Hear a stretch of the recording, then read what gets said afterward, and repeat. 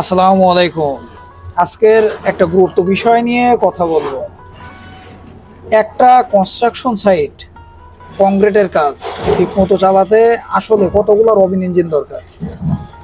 তো এই যে কনস্ট্রাকশন সাইটটা আমার বস মাসুদ রানার, এখানে কংক্রিটের কন্ট্রাক্ট অর্থাৎ ঢালাইয়ের প্রায় সমস্ত কাজই আমার বস মাসুদ রানার। তো এই সাইটটা চালাতে আমাদের টোটাল কতটা রবিন ইঞ্জিন প্রয়োজন হয় এই বিষয়টা আজ আপনাদের সাথে জানাবো। আমাদের এই সাইটে মোট 8টা রবিন ইঞ্জিন আছে। এই যে 3টা দেখতেছেন, এই 3টা সবসময় সেলেবে রানিং থাকে, অর্থাৎ 2টা মেশিন প্রতিদিনই সেলেবে ব্যবহার করি, আর একটা ব্যাকআপ হিসাবে রেখে দেয়, যেন কাজ চলমান অবস্থায় যদি কোনো ইঞ্জিনে ডিস্টার্ব দেয় সাথে সাথে যেন আরও একটা পরিবর্তন করতে পারি। তো অনেকে ভাবে ইঞ্জিন যেহেতু নষ্ট হয়েছে নতুন ইঞ্জিন অর্ডার দিলেই বা নতুন ইঞ্জিন কিনলেই সমস্যা সমাধান, কিন্তু আসলে সেটা না। এই মেশিনটায় আবার যদি ফুল বডি সার্ভিসিং করি তাহলে এটাও এই পুরান মেশিনটাও নতুনের মতোই পারফর্ম করবে। আর এই যে ইঞ্জিন যদি ঠিক না করি তাহলে এটা শুধুমাত্র ময়লার ভিতরে ডাস্টবিনেই ফেলাই দেওয়া লাগবে বা স্ক্র্যাপ হিসাবে বিক্রি করা লাগবে।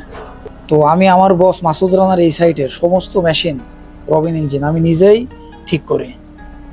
তো আপনারা দেখলেন যে সেলাবের উপরে 3টা রবিন ইঞ্জিন, যেটা আমি সব সময় রাখি। তো আমার 4 নাম্বার মেশিনটা কোথায় আছে? এই যে একতলা নিচে ছোট ছোট কাজের জন্য, যেমন ওপেনিং, ট্রান্সফার বক্স, এসব ছোট ছোট কাজের জন্য 4 নাম্বার মেশিনটা এখানে রেখে দিয়েছি। আমার বাকি যে মেশিনগুলো সেগুলো আছে, এটা আমার স্টোর, এই স্টোরে এটা আমার বস মাসুদ রানার স্টোর, যেটা আমি দেখাশোনা করি। এই যে এই সকল মেশিনগুলো আমি অলরেডি সার্ভিসিং করে রেখে দিয়েছি। এখানে মেশিন আছে টোটাল 3টা। এই যে আমার বন্ধু স্টার্ট দিতেছে, ওপরে দেখালাম আপনাদের কয়টা, 4টা মেশিন। এখানে আছে 3টা, 7টা। আর একটা মেশিন আমার যেটা সার্ভিসিং ইন প্রোগ্রেস, যেটা আমি অলরেডি রিস্টোর করতেছি, ফুল বডি রিস্টোর।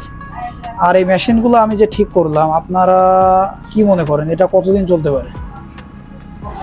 আপনাদেরকে আমি বলি, এই মেশিনগুলা এভাবেই কমপক্ষে 6 মাস চলবে। কিন্তু যেহেতু আমরা ঝড় বৃষ্টির ভিতরে কাজ করি, সেহেতু এটার ভিতরে ট্যাঙ্কির ভিতরে পানি যায়, আর সেই পানি কোথায় যায়? কার্বোরেটরের ভিতরে। এবং আরও একটা সমস্যা দেখা যায়, সেটা হচ্ছে কি, সেটা হচ্ছে স্পার্ক প্লাগে যে ময়লা মরিচা পড়া। তো এই মাঝে মাঝে স্পার্ক প্লাগ পরিষ্কার করে দিলে আর কার্বোরেটর ট্যাঙ্কিটা পরিষ্কার রাখলে এই মেশিন 6 মাস 1 বছর ভালোভাবে ব্যবহার করতে পারবো। আমি প্রত্যেকটা মেশিনের ফুল বডি রিস্টোর করে দিয়েছি, ফুল বডি সার্ভিসিং করেছি।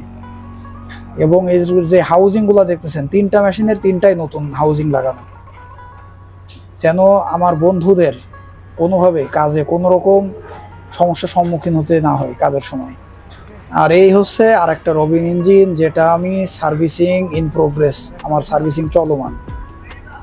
এটা আমি প্রায় 80% সার্ভিসিং শেষ করেছি, অবশেষে আমার সার্ভিসিং শেষ। সুতরাং এখন আমার এখানে টোটাল রবিন ইঞ্জিনের সংখ্যা হলো, আমাদের যে পুরান প্রজেক্ট, আমার বসের যে পুরান প্রজেক্ট, সেটাতে মেশিনের সংখ্যা হলো রবিন ইঞ্জিন 8টা। এখানে দেখতেছেন এই যে 2টা, এর উপরে রাখা আরো 2টা, 4টা, এই এক জায়গাতে 4টা রবিন ইঞ্জিন রাখা। তো বন্ধুরা, আপনাদের কি মনে হয় এই মেশিনগুলো কতদিন চলতে পারে? আমার হাতের যে সার্ভিসিং মেশিনগুলো অবশ্যই কমেন্ট করে জানাবেন।